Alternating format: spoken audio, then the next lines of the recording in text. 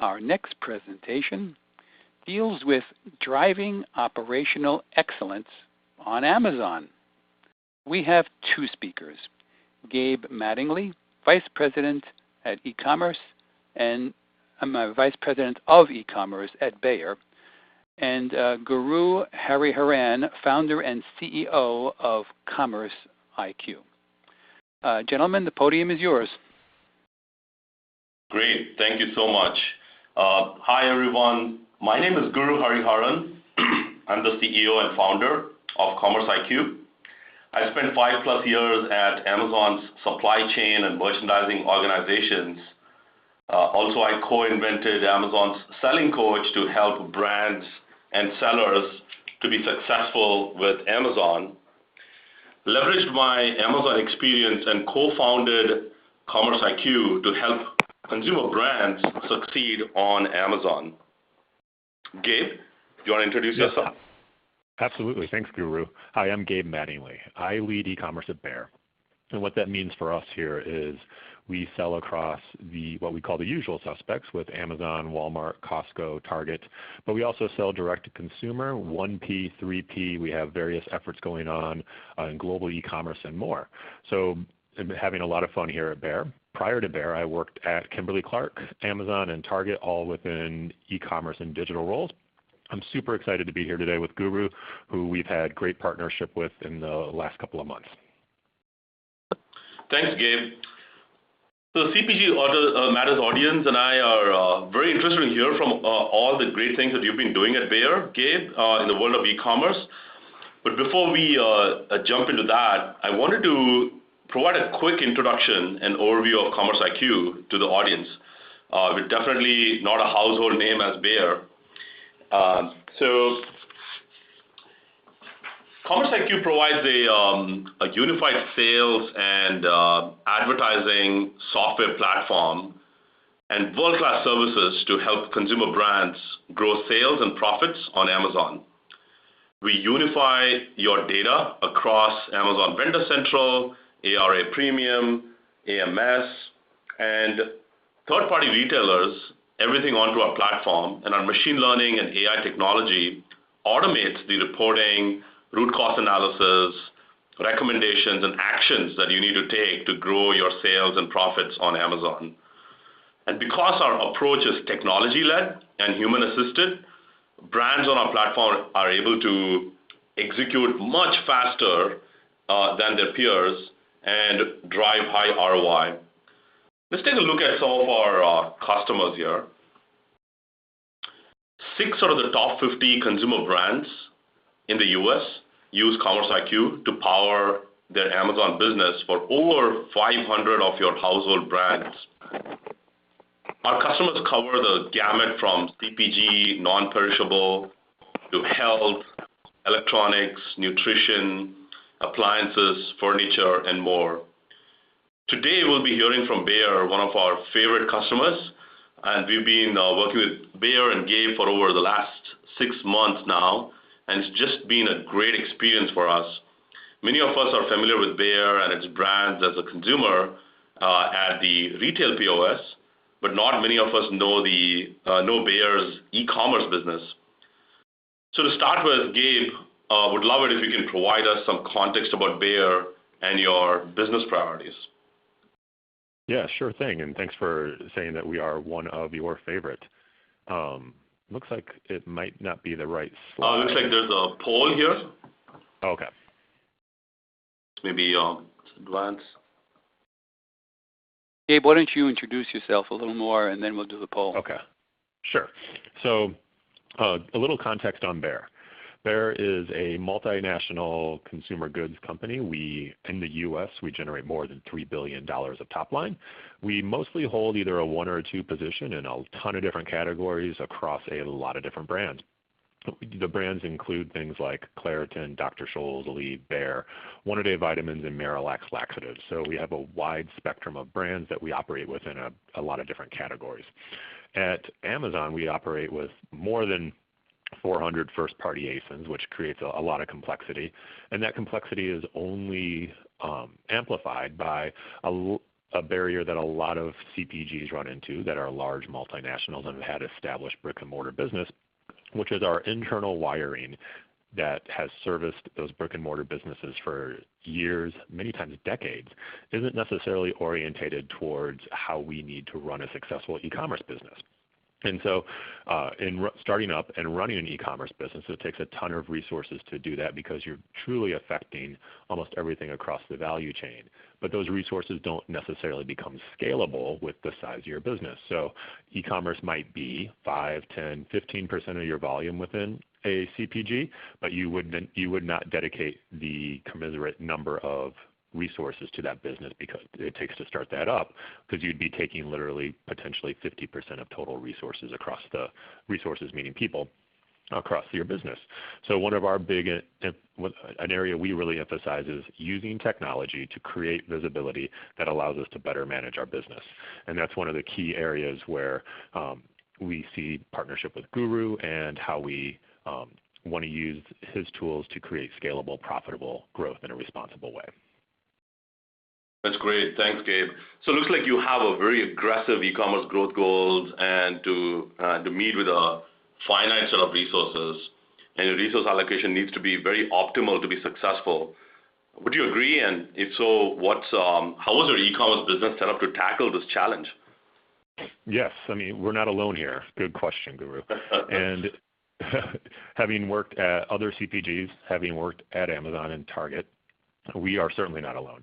And I know others are in the same boat trying to figure this out, how to invest and deliver growth, both top line and bottom line, in these channels that take more effort to push work forward and aren't quite bound by the same rules that you get in a lot of other established channels.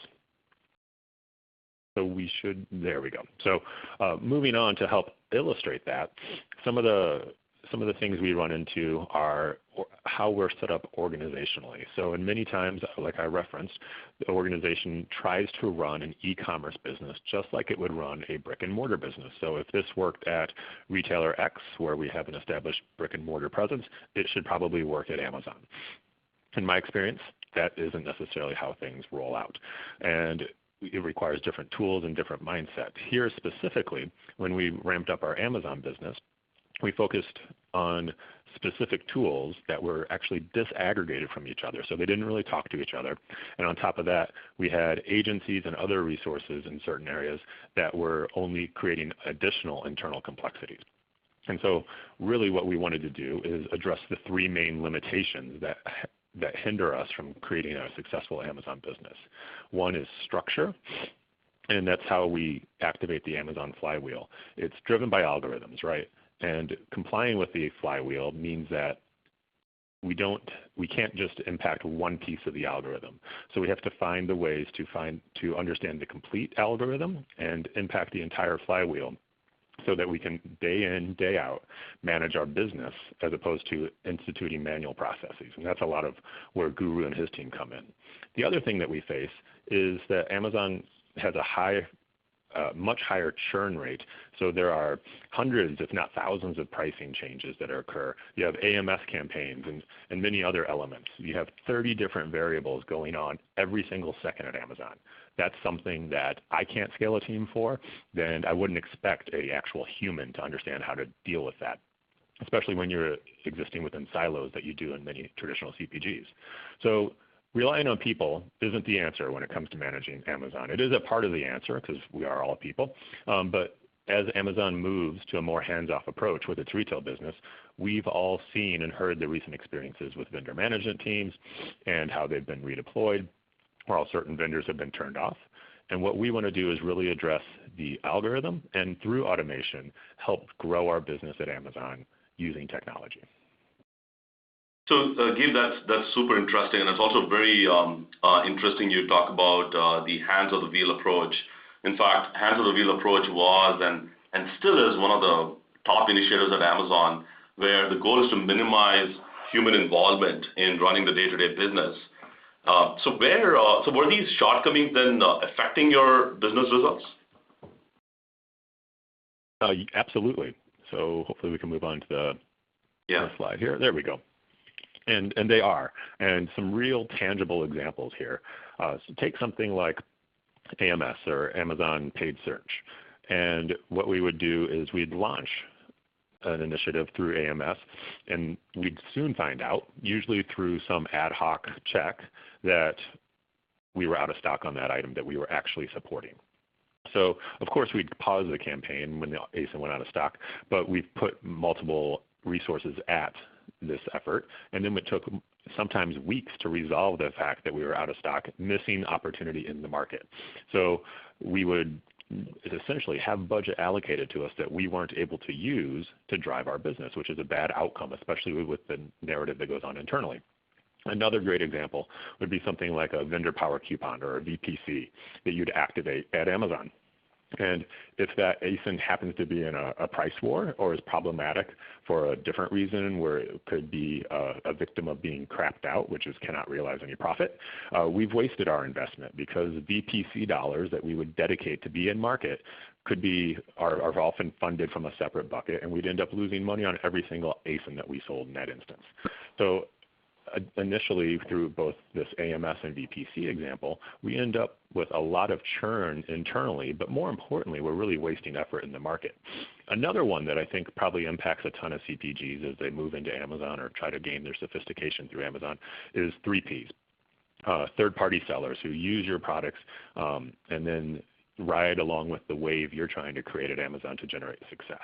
And so we've seen multiple challenges with 3Ps who use our earned traffic, and no matter how hard or no matter what we do to try to mitigate their impact, they keep popping up as soon as we get rid of them. So we have been, historically, it is really difficult to keep an eye on 3Ps and then to get Amazon to take action, because you don't necessarily have the true visibility to data that is crucial in getting Amazon to move on some of these hindrances to the business.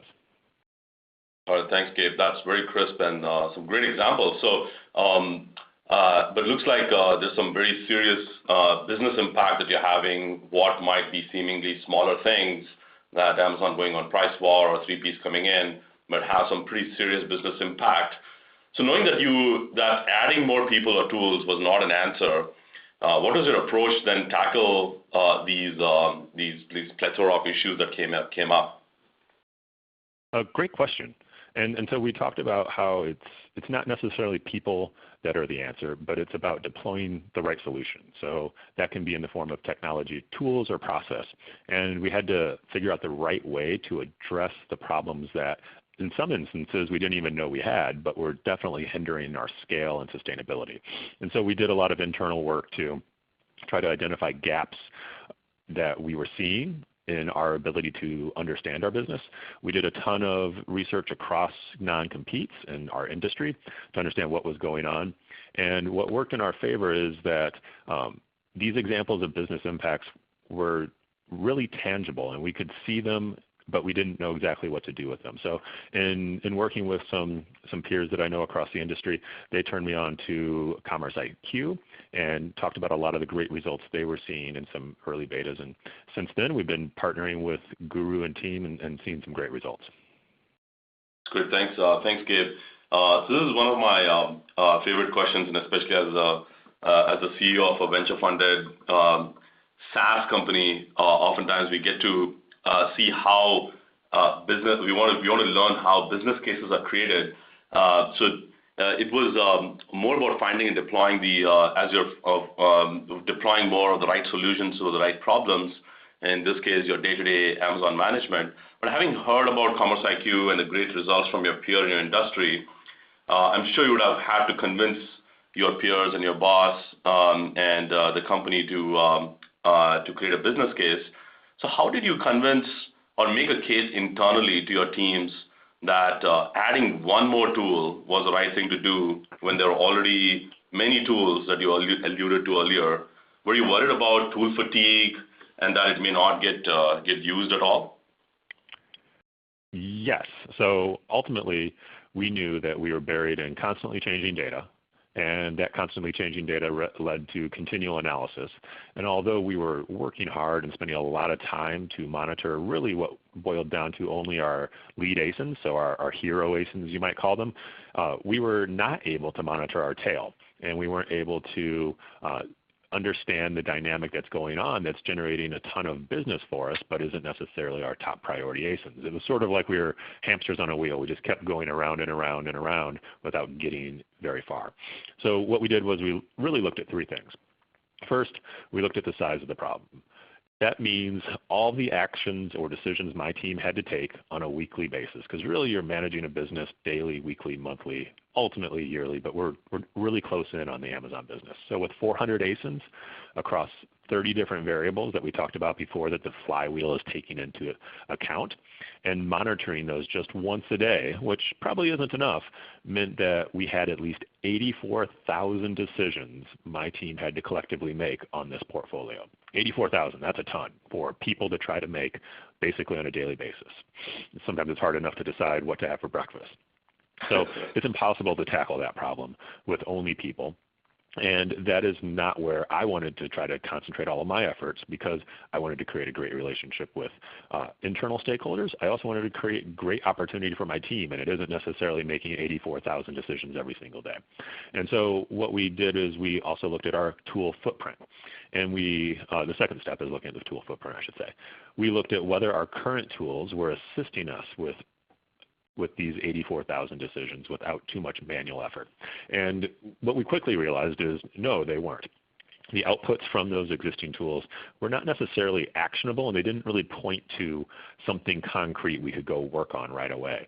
And so we worked across both Amazon tools and other third-party tools, and really realized that manual way that we had to analyze the business wasn't the way that we wanted to move forward, including things like understanding our market share, understanding various other outputs that are important to our business.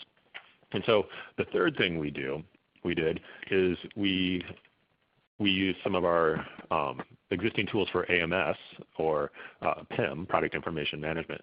They all worked within just one part of the business. So they weren't unified or connected and didn't allow data to flow throughout. So it really hindered the way we could create visibility across the entire value chain.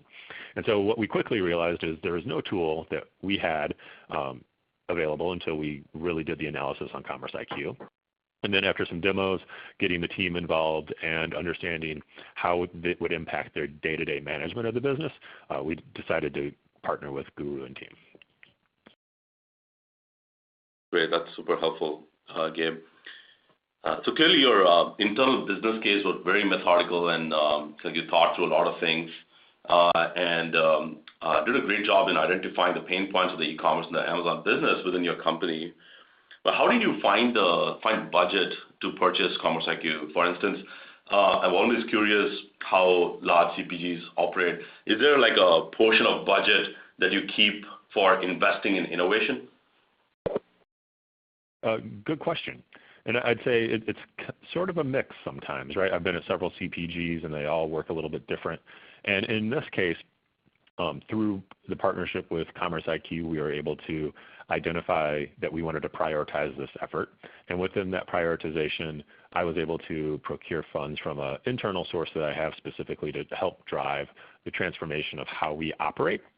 It didn't hurt either that CommerceIQ was willing to help out with some promotional efforts and really help demonstrate the value of the tool. So we were confident in the way that we made that decision using the analysis that we did, I mentioned earlier, but also the peer input and then our ability to move at the pace of the market, that we wanted to partner over the long term and not just as a one-time pilot.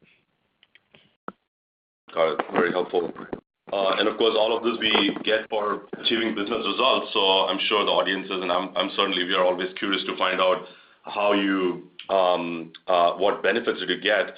So would you mind just summarizing the first 3 months, let's say after you signed off on CommerceIQ and deployed it, what were the business results to talk about? Yes. So I think it became really obvious as we got into using the tool, and it happened at a really important time for us as well, because we were also going through an internal reorg to show or to dedicate some different resources and think differently about our e-commerce business. So there were a couple of things that we did. we changed the way that the e-commerce business was structured. And that's fine. That's all on our end. But we transitioned from more of a siloed approach to end-to-end management.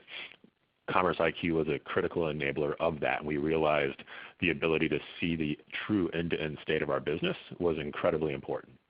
We also took the opportunity where we took e-commerce and we did it. I've been in several CPGs again, where sometimes it exists in sales, sometimes it's a COE, sometimes it exists in marketing. And in this instance, we actually transformed that into basically an end-to-end business unit that reports directly to the President of North America, which is a fantastic place to be.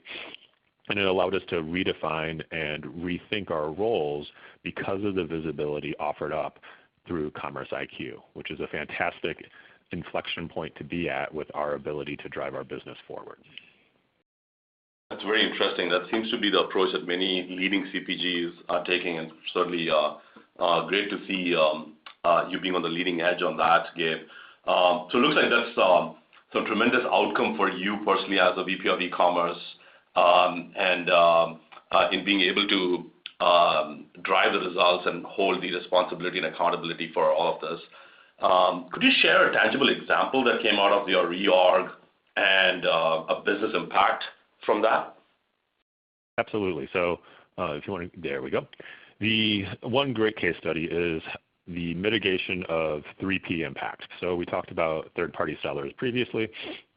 They source products from all different ways and means, and it's great that they're able to do that, but they really do cause a ton of churn and issues for the first-party sellers who are managing their business.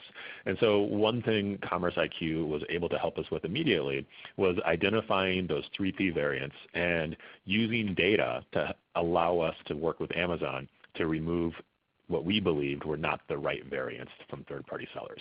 So an example, with CommerceIQ, we were able to automate the identification of those 3P removals needed, which is huge. Instead of going around and trying to source them manually or really just happening across them, we used automation. With CommerceIQ, we leverage that automation to build and submit tickets to Amazon. So it's one thing to find them automatically and use CommerceIQ for that capability, but to automatically submit a ticket takes a ton of work off of the day-to-day operational team that has to drive this business forward.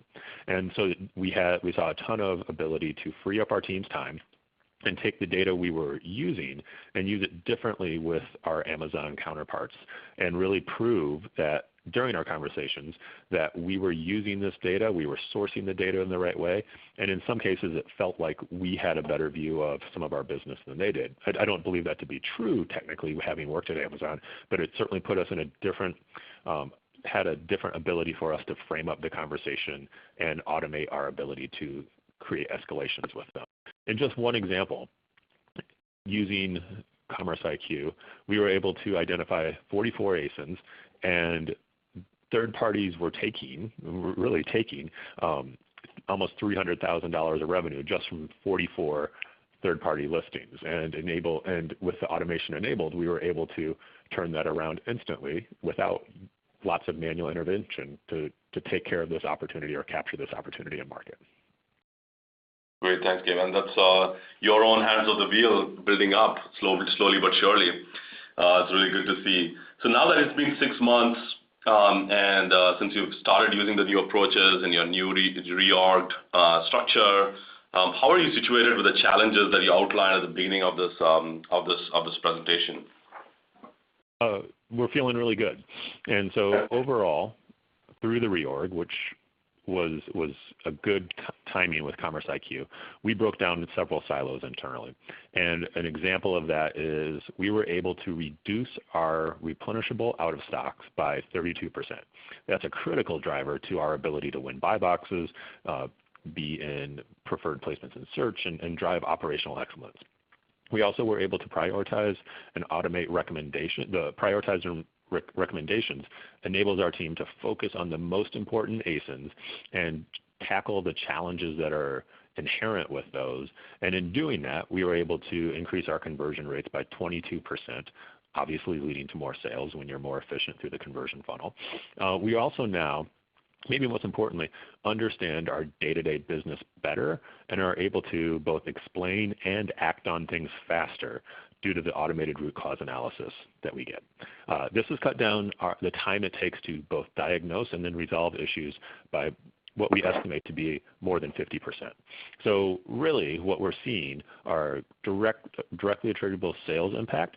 We better understand our business so we can take care of the inefficient spend and better invest the money we do have into what's working. And it's really transformed how we think and act on this business to be able to move both faster for us as a big multinational CPG, but most importantly at the pace of the market. That's super, Gabe. Yeah, those are some pretty big numbers. In fact, we see a lot of that across the table, especially when you suddenly bring automation into something that has been a manual process, not to mention the siloed approaches. So that's great that you're reaping these benefits. And it looks like definitely things are going on the right track.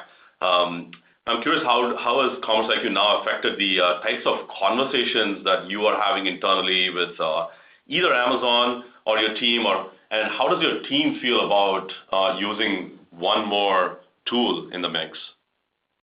Yeah, I think it's really about utility and output. If you're going to introduce a tool and ask the team to dive into it and use it, you need to have the right utility and output.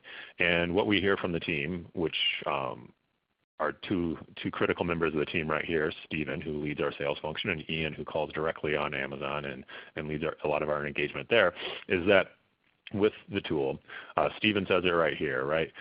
He gets to see e-commerce sales for all of his customers, and he sees a marked improvement at the pace at which and how we operate. So we are now closer to matching up with the pace and change at Amazon. It's in step with the right direction to be made and being more customer focused as a team. So lots of opportunity there that we're realizing. And then Ian, who is my sales leader at Amazon, has seen a positive improvement to the outcomes and sees a different working relationship with Amazon because of his ability to both understand, leverage, and then use that data to make faster decisions and really have more productive conversations. That's super. That's really great to see them being so empowered now. So Gabe, thanks for walking us through your Amazon story at Bayer. It's super impressive to hear the strides that you've taken in such a short amount of time. It's also humbling to see us being a part of that journey. So really thank you for that. So before we wrap up, I thought I'd share a few more examples of the type of strategies which are being deployed by our customers and average business impact that you're seeing.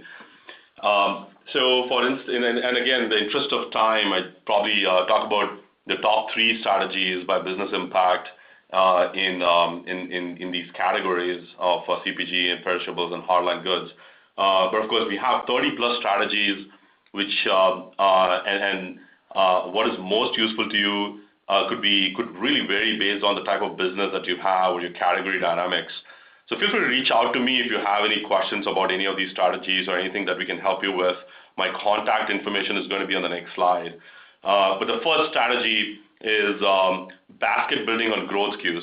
This strategy allows consumer brands to attach ASINs to other ASINs that are getting a lot of traffic organically or via paid search. So we automatically identify ASINs which need to be attached and which are growing organically. And so all you need to do is approve the action, and our customers have seen an average of net 5% sales lift in just 1 quarter using this strategy. The second strategy I would point out is predicted out of stock.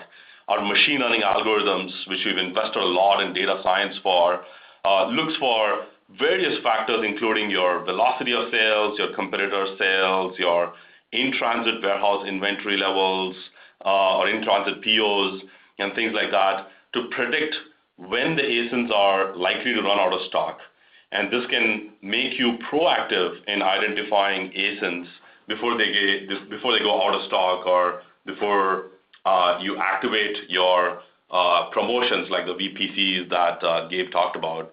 And finally, the one that I would mention on this impact slide is the SKUs that drop off the first page of search.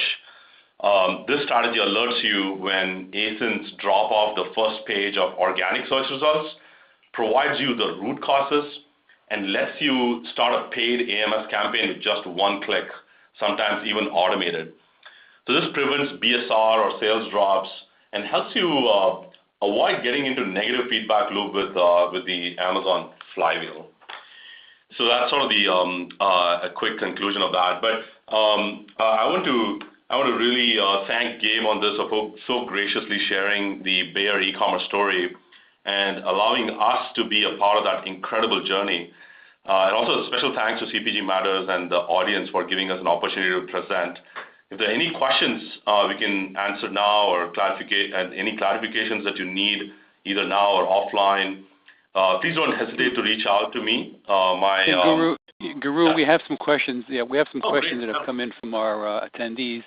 One directed to you. How does CommerceIQ allow automation of A/B testing on Amazon, and what factors do you recommend testing on Amazon? Is it possible to do multivariate testing as well? I think that's a very good question. In fact, Amazon's entire platform is built for multitude of tests and arrive business results by optimizing constantly. So as Gabe talked about, every single ASIN has 30 plus parameters that you can optimize. And how do you optimize? You test. This could be a content test or a VPC test or a type of promotion test and things like that. The holy grail of A/B testing on Amazon is the data analytics that it drives. Because imagine having those 84,000 parameters or variables or decisions that you have to make that Gabe talked about on his SKU set. Now multiply that by 2 or 3 if you're running 2 or 3 tests. So that just very quickly exponentially multiplies and creates a big data problem. So the key over here that we have seen is to be able to being able to aggregate all those data points, put it in one common harmonized data lake. It sounds very boring, but the foundations of any strong business in today's world is really good data. And in fact, Amazon did that very early on in their lifetime. And getting all these data points together in one data lake and being able to surface all the winning strategies and the losing strategies really start helping you optimize through either testing or just noticing what's happening in the ecosystem. It also helps you prioritize the tests. Where should I run a test? If 3P variant is a big problem, maybe I need to run a test there. If dropping off the search page is a big problem, I need to run a test there. So it also is very critical for us to identify what tests to run and utilize the power of machine learning and AI to help us even guide what tests to run. Okay, one more question here. Have you been able to leverage the learnings gained through your work on Amazon to other areas of your business, such as click and collect retailers? Yeah, I think that's a great question for Gabe. Would love to hear how he's using the Amazon results and perhaps guiding other, not just e-commerce, but even brick and mortar retailers. Absolutely. So some of the things we've learned are the 30 variables that Guru was referring to that drive the flywheel are not all Amazon unique. They might be weighted differently. Some other retailers might have 12 or 14 or any number, but being able to understand the impact or the gaps that we are experiencing and how we can go optimize those is applicable not only at Amazon, but also is applicable in how we manage other businesses, whether it's in our content, in our operations, in our ability to drive demand. So absolutely, we've been able to use a lot of the insights and then go apply them elsewhere to work to drive those other businesses as well. Okay, great. Final question. Can you describe more about CommerceIQ's automated advertising platform and ad services? What are they and how are they different? Yeah, absolutely. In fact, this is a new addition to our suite here. So our automated advertising platform is a technology-enabled solution to manage AMS campaigns and Amazon advertising overall. What it does is it automatically it takes all the major tasks within the AMS, such as bid optimization, keyword harvesting, and also calculating share of voice on Amazon at a large scale. So there are, say, a couple of big differences I would point out from other advertising offerings in the market. Number one is the advertising platform is retail aware. As you saw Gabe talk about all the parameters, a lot of those parameters were not even advertising related. They were actually running the retail POS. So the advertising program that, or the module that we have, it factors in retail parameters such as out of stocks, inventory levels, pricing, and things like that, while automating campaign management. Second key differentiator is how our bid optimization is focused on driving incremental sales as opposed to just return on ad spend. Because on Amazon, you can show great return on ad spend by, for instance, bidding on branded keywords, but is that really the point of AMS? So we are able to show true incremental sales through AMS. And finally, we also have a managed service offering, which is led by a former WPP executive from their Amazon agency. And we offer agency services, except creative services, but like a full service account management for driving AMS. And because we're technology-led, we're able to offer pricing that is tiered and more like a tech SaaS software as opposed to a percent of your ad budget. So that way we are really tied in the hip for making you successful. And of course, we're happy to answer any more questions if you have offline. Okay, yes, we're actually out of time right now, Guru, but in the audience, if anybody has any more questions, please contact Guru at boomerangcommerce.com. You see the email on the screen. So thank you both. That was excellent. I really appreciate it. Great. Thank you. Thanks, everyone. Thank you, everyone.